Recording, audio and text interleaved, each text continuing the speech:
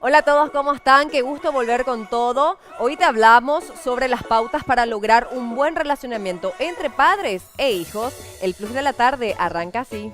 Plus de la Tarde es presentado por Farmacia y Perfumería Catedral, porque amamos cuidarte. Cooperativa 8 de Marzo Limitada, Solvencia y Bienestar, Dismar, Salud y Cultura.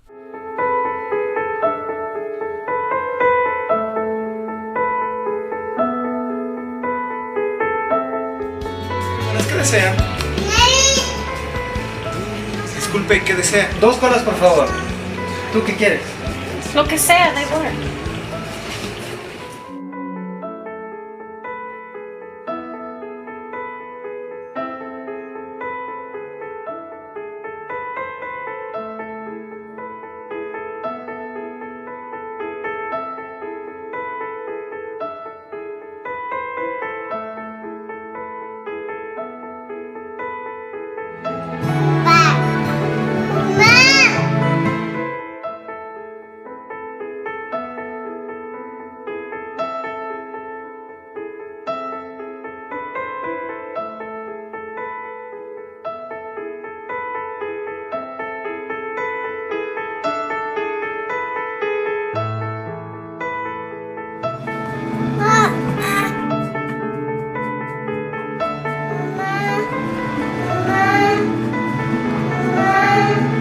¿Qué es lo que tienen los niños?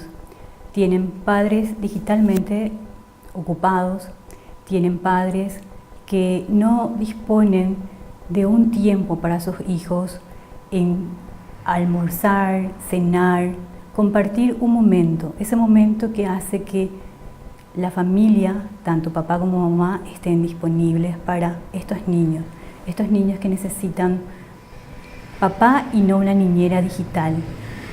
Tecnologías, teléfonos, tablet, esos elementos hacen que distraigan y se aparte, sean niños solitarios. No se controla la nutrición en estos niños, se come alimentos que no necesariamente son buenos para ellos. Es importante que estos niños puedan tener padres disponibles, que no sean permisivos. Estos padres que permiten que sus niños no dispongan de esto que es esencial, el amor de ellos. ¿Cómo le demostramos esto? El amor a ellos, a nuestros niños, dándole ese tiempo en calidad. Eso es extremadamente importante. Brindémosles a nuestros niños ese tiempo en calidad.